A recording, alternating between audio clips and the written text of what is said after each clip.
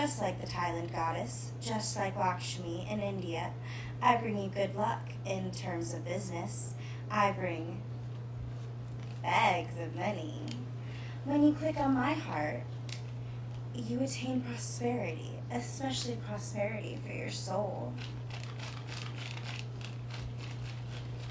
A core novel.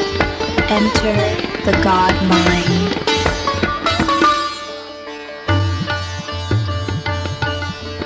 The goddess Mott gives flying lessons.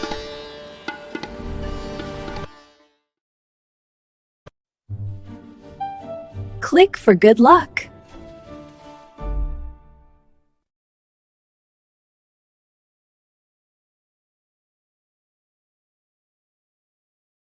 Six Bodhisattva Assassins. The first major motion picture from Joko Bani's GenZ Fantasy Thrill-Ride Entertainment was an action thriller, Six Bodhisattva Assassins. The story was first released to Joko's online audience as a 6-part series of 40-minute videos. This was a paying audience of over 2 million subscribers. The paid subscribers on the FDR network were drawn from over 5 million YouTube subscribers. In 2 years, all production costs were covered, with network subscriptions of $35 each. The after-tax personal profit for Joko Banu was a sweet $12 million. His spiritual ambitions were now fully operational. After announcing the script development for a 2-hour feature film version of Six Bodhisattva Assassins, streaming channels were panting at his door, wanting a piece of the big newly baked pie. Offers were made, and all offers were rejected. Amazon, Netflix, Apple, and Paramount wanted content ownership and content control. They thought large amounts of money could buy anything. They all clearly misunderstood the long-term intentions of FDR and the spiritual goals of Joko Banu. Joko paid more attention to individual investors and raised seed capital, $65 million, before he hired one actor or one scriptwriter. The success of the 6-part series was more than enough to attract money without losing any control over his content and his personal goals for distribution. For many GenZ audience members, the plot of the movie sold itself.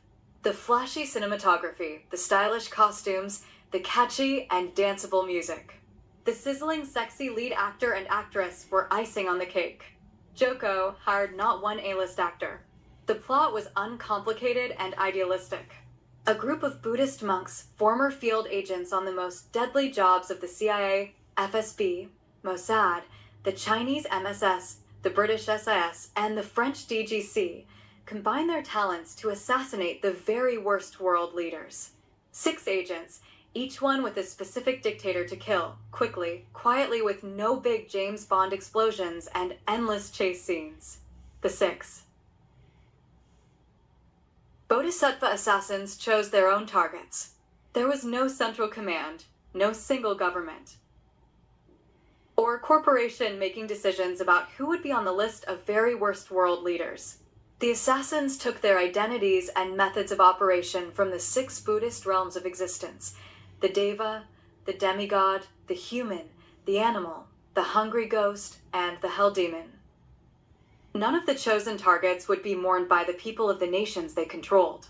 Most other world leaders would be glad to see these particular tyrants dead, as they were of no use to any other nation. In addition to the well-planned initial specific assassination, each bodhisattva was given full support for a second or third assassination, when the dead leader was replaced by someone equally corrupt. In this way, several tyrants met quick death when they attempted to seize power. It was soon obvious to any aspiring tyrant outside forces were at play. Within 3 years, the most violent and oppressive leaders on the planet went into hiding, and they were replaced with people holding more moderate ambitions. The money and logistic military support came from a larger organization, perhaps 1,000 or more religious thinkers who gave the bodhisattvas complete independent control over each assassination and the follow-up to each assassination. It became clear, even to the leadership of Russia, the US, China, and all other nations, oppression was no longer allowed. and no amount of personal security could protect any world leader from a bullet or some other deadly event. In addition to the ultimate sanction of assassination, the Bodhisattvas would encourage better behavior from world leaders with close calls. That is, the world leader would be told in a written document they would experience personal distress unless they changed a specific political or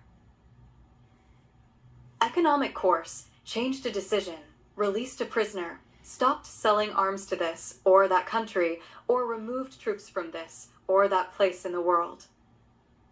At first, the leaders of China, Russia, and the US laughed at these threats, until each one personally experienced a bullet in the thigh, or a severed limb, or some other inconvenience. The leader of China lost one of his eyeballs to a little drone the size of a bumblebee. He was politely requested, in writing, to allow a one-day peaceful student demonstration in Tiananmen Square on the anniversary of June 3rd, 1989. 2 days after he sent troops to prevent the protest, the little bee flew into his bedroom. A plot like this held very wide popular appeal. Even people much older than GenZ appreciated the no-nonsense approach of the 6 Bodhisattvas. World leaders in general, and brutal tyrants in particular, had been under the impression they could get away with almost anything and abuse or oppress anyone who got in their way. There was rarely a seriously bad, painful personal consequence for powerful people. The Bodhisattvas changed that paradigm. Holding allegiance only to the God mind and to all of humanity, they worked to advance the cause of no political or economic ideology, nor the interests of any one nation. They did not serve multinational corporations, nor any group of billionaires. They acted independently, using their own conscience and advice received from the God mind. In general, within 10 years, it became painfully obvious to all people with political or economic power, oppression, slave-making was no longer allowed. Those were obsolete ways to run civilizations. The remainder of the 21st century would no longer allow the brutal, self-destructive ideas of the 20th century and earlier centuries to influence the here and now. After dealing with the most blatantly abusive political leaders, the Bodhisattvas expanded their purview to include leaders of major corporations and the leaders of all major financial institutions, especially global banks. Money would no longer be manipulated to enslave millions of citizens.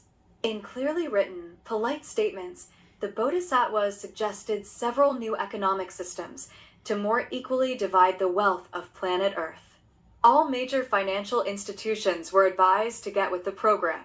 Corporate and financial leaders were politely reminded they would experience great personal distress if they did not implement the new economic ideas. The end goal was to change the mathematics of wealth. In 2025, approximately 10% of the world's population controlled 80 to 87% of global wealth, with the top 1% controlling 40 to 50% of all global wealth. The Bodhisattva's goal was to make 50% of global wealth available to 80% of the world population. The other 50% would remain available for constructive purposes to 20% of the richest people. Concentrated wealth is essential for getting things done, meaning equal distribution of global wealth is a self-destructive fantasy. The people in charge of each portion of our civilization need to have large quantities of money to get things done. 80% of the world's population cannot effectively control large enterprises, meaning some of the most wealthy people truly earn the money they acquire because they create millions of jobs and education and opportunities for everyone else. The agenda of the Bodhisattvas was entirely practical. Of course, not all people in all places will have complete free will, freedom of choice, and freedom of speech at all times.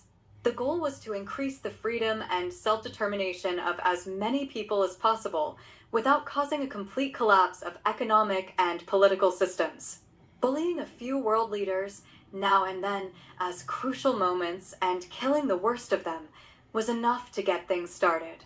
After that, serious long-term planning by the smartest people on the planet was essential to invent new and better economic and political systems.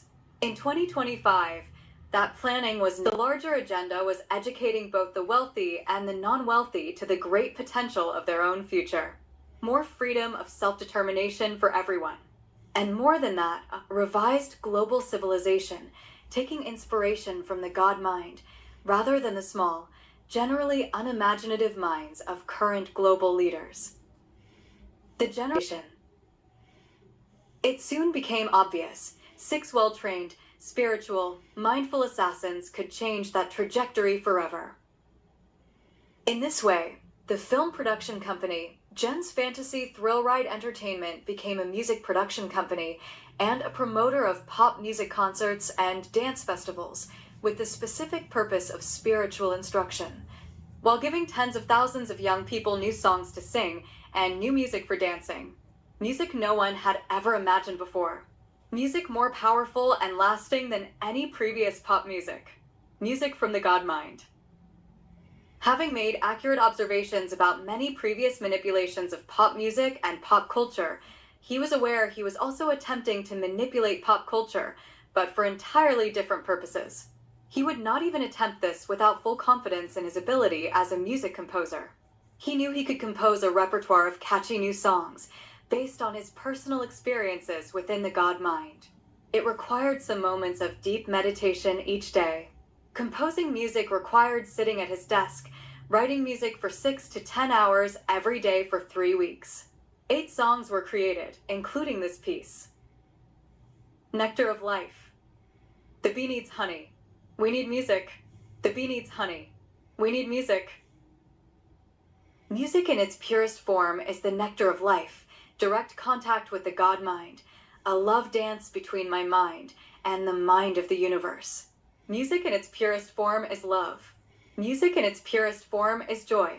Without love there is no joy. Without joy there is no creation. Only from joy comes spiritual creation. Joko Bonu draws on many resources beyond his own personal imagination. He is inspired by ecstatic Sufi and Hindustani vocal music and Christian gospel. Among existing spiritual music, those genres come the closest to evoking the God mind. In this regard, many Christian pop songs could not truly be considered spiritual, as they promote only the narrow concepts of Christianity, ignoring all other effective evocations of the God mind. It might work for some Christians, but has little emotional or spiritual appeal to Buddhists or Hindus. Gens in the first quarter of the 21st century really need more than limited evocations of any one religious tradition. Joko composed the song based on a poem from the ecstatic Sufi poet Kabir. In your own house. In your own house, there is everything you need. Water, bread, cheese, apricots, and love. In your own house, God sits next to you on the couch. God is even laughing in your cell phone. In your own house, there is everything you need. Water, bread, cheese, apricots, and love.